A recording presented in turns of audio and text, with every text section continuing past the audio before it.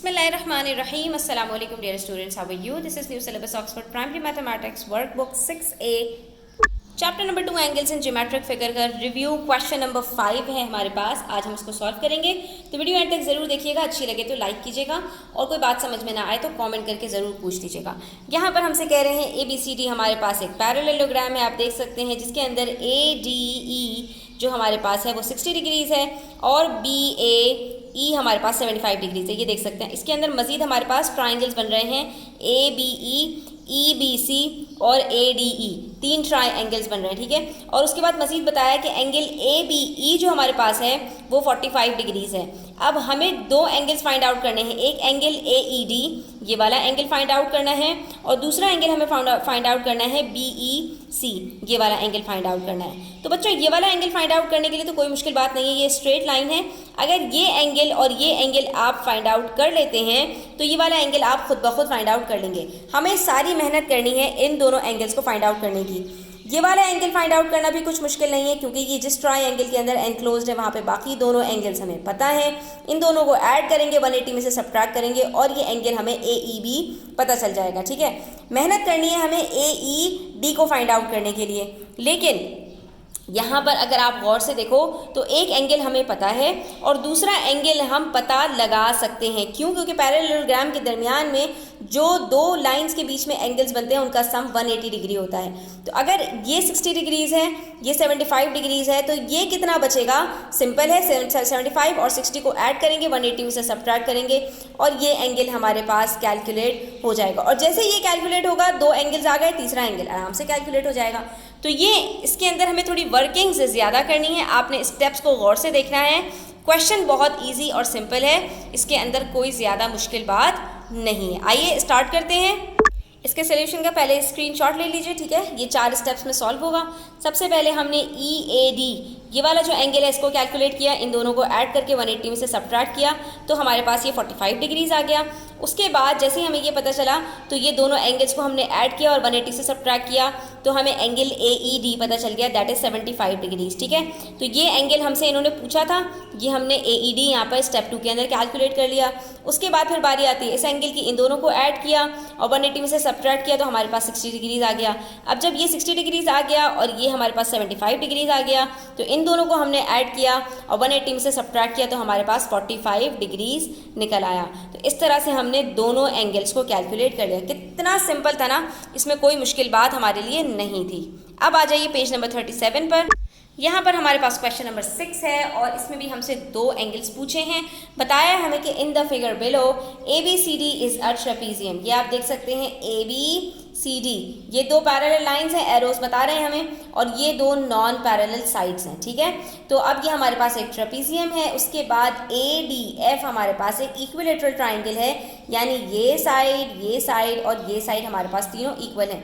और जैसे equilateral triangle का नाम आता है बच्चों, जो तीनों एंगल्स होते हैं वो भी हमारे पास इक्वल होते हैं। और वो कितने होते हैं बच्चों? हमारे पास 60 डिग्रीज के होते हैं। इसका मतलब है ये जो हमारे पास तीनों एंगल्स हैं ये 60 डिग्रीज के हैं। ये अपने पास जल्दी से नोट डाउन कर लो। ये छोटी छोटी बातें अपने दिमाग में रखा करें, क्योंकि ये आपको क्वेश्चन सॉल्व करने में बहुत हेल्प आउट करते हैं। और ये छोटी छोटी सी टिप्स और ट्रिक्स मैं आपके साथ शेयर करती रहती हूँ, तो वीडियो को स्किप भी ना किया करें, वरना फिर ये आपसे मिस हो जाती हैं और फिर आप जब क्वेश्चन सॉल्व करने के लिए एग्जाम में बैठते हैं तो ये टिप्स और ट्रिक्स ना पता होने की वजह से आपके क्वेश्चंस लेंथी हो जाते हैं या फिर उसके अंदर मिस्टेक्स हो जाती हैं, ठीक है।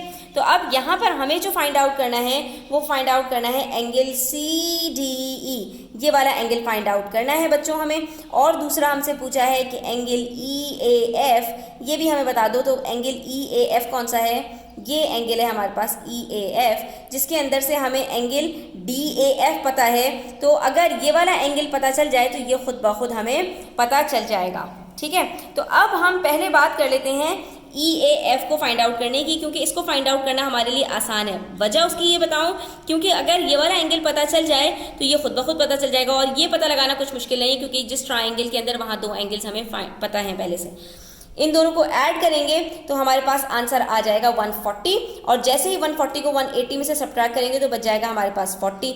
इसका मतलब है ये हमारे पास 40 है तो ये कितना होगा? 60 - 40, 20 डिग्रीज होगा। ये देखिए हमने सिर्फ अभी कोई वर्किंग्स नहीं की, कुछ नहीं किया, सिर्फ हमने फिगर को देखकर ही फिगर आउट कर लिया कि हमारे पास ये एंगल EAF कितना होगा, 20 डिग्रीज होगा। अब उसके बाद बारी आती है हमारे पास ये वाला एंगल कैलकुलेट करने की, जो है हमारे पास CDE।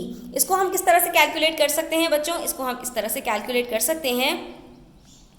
यहाँ पर ट्रेपीजियम की एक और प्रॉपर्टी काम आने वाली है बच्चों। ट्रेपीजियम के अंदर हमारे पास ये जो दो पैरेलल साइड्स होती हैं ना बच्चों, इनके बीच में बनने वाले जो दोनों एंगल्स होते हैं, चाहे ये दोनों एंगल्स हों और चाहे ये दोनों एंगल्स हों, इनका सम हमेशा 180 डिग्री होता है। यानी इन दोनों का सम भी 180 डिग्री होगा और इन दोनों का सम भी 180 डिग्री होगा। अब अगर आप गौर से यहाँ पर देखो बच्चों, तो हमारे पास ये दो पैरेलल साइड्स हैं और ये ABCD एक ट्रेपीजियम है। तो इसके अंदर हमारे पास ये जो पूरा एंगल D है, यानी एंगल ADC, इन दोनों से मिलकर जो बन रहा है एक ये एंगल, ठीक है, और दूसरा हमारे पास ये वाला जो एंगल बन रहा है DAE, ठीक है। मैं DAF की बात नहीं कर रही हूँ, सिर्फ DAE, क्योंकि ये ट्रेपीजियम के अंदर है, ये ट्रेपीजियम के अंदर नहीं है। तो ये तीनों एंगल्स, यानी ये 40 डिग्री, ये 60 डिग्री और ये वाला एंगल जो EDC है, जो हमें पता भी लगाना है, ये तीनों मिलकर 180 डिग्री के इक्वल होंगे, ठीक है। तो जब दो एंगल्स हमें पता है तो तीसरा पता लगाना क्या मुश्किल है। 60, 40, 100 होते हैं, 180 में से 100 को सब्ट्रैक्ट किया तो ये हमें पता चल गया कि ये हमारे पास 80 डिग्रीज है। तो ये तो हो गया हमारा वर्बली सॉल्यूशन। अब हम बढ़ जाते हैं कि हमें इसकी वर्किंग्स कैसे करनी है, तो वो देख लेते हैं।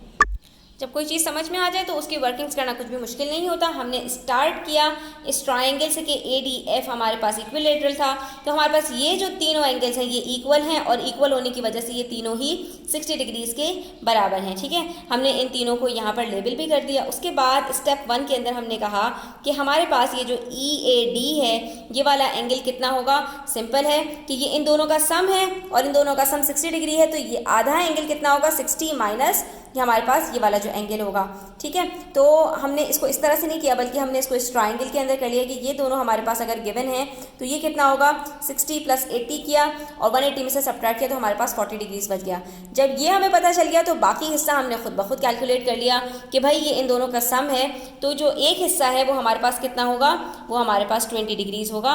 और यही हमसे पहले पार्ट B में पूछा गया था, तो हमने पहले पार्ट B को सॉल्व कर लिया, दैट इज एंगल EAF, और ये हमारे पास 20 डिग्रीज निकल आया। उसके बाद हमारे पास कुछ मुश्किल नहीं रहा, हमने कहा कि भाई इन दोनों के बीच में जो एंगल्स बन रहे हैं उसका सम 180 डिग्री होगा।